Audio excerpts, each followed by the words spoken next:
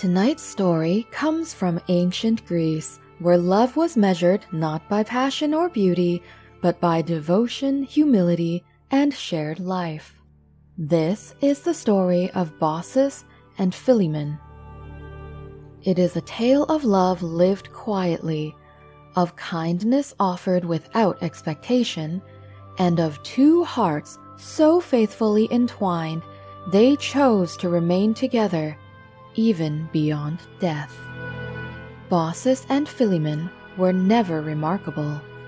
They did not rule lands or inspire songs. Their home was small, their roof worn thin by years of weather, their hearth modest but tended with care. They lived at the edge of the village, where the road narrowed and travelers rarely stopped. Yet, within that quiet house, something rare endured. They had grown old together, not in grand moments, but in thousands of small ones. Shared meals, mended cloaks, evenings spent side by side as the fire dimmed. Their love was not loud. It was practiced, chosen daily, worn smooth by time. One evening, as dusk fell and the air grew cool, two strangers came down the road. They knocked at many doors before reaching Baucis and Philemon's home.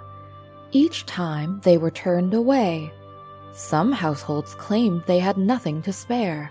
Others did not answer at all. When the strangers reached the small cottage at the edge of the village, Baucis opened the door at once. She saw their dust-covered feet, their tired eyes, the way they leaned slightly into one another as they stood. She did not ask who they were. She simply welcomed them in. Philemon rose from his seat by the hearth and offered what little they had: a place by the fire, water to wash, bread set carefully on the table. Baucis added olives, herbs, and wine diluted with water so it might last longer. They apologized for the simplicity of the meal. The strangers thanked them as though they had been offered a feast. As they ate, Baucis noticed something strange. The wine jug, though modest, did not empty. No matter how often it was poured, it remained full. Her hands trembled slightly as she met Philemon's gaze. They understood. The strangers were not travelers at all. They were gods. Fear rose in Baucis's chest, not for herself, but for what she could not give.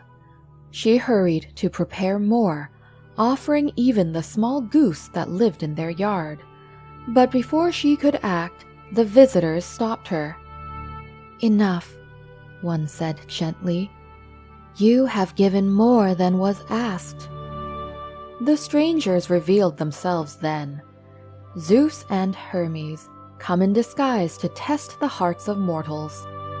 They rose from the table and bade Baucis and Philemon follow them. From a nearby hill, the old couple watched as the village below was swept away by flood and ruin. Homes collapsed. Fields vanished beneath water. Baucis wept, not for her house, but for those who had refused kindness.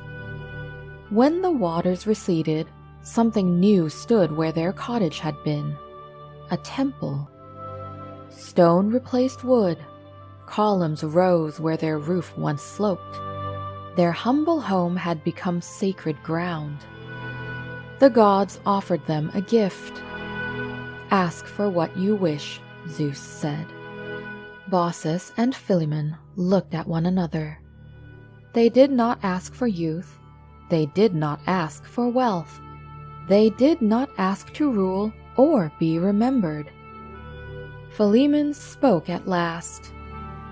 "Let us serve this temple together," he said. "And when the time comes, let neither of us live without the other." The gods granted their wish. They lived out their remaining years as keepers of the temple, side by side as they had always been. When their time ended, they did not die as others do. Instead, they were transformed. 2 trees grew where they stood, an oak and a linden, trunks entwined, branches reaching together toward the sky. Leaves brushed in the wind like hands finding one another. Travelers who pass that place still say the trees whisper, not of miracles, not of gods, but of a love so steady and so true that it asked for nothing and was given eternity. Some loves do not blaze, they endure.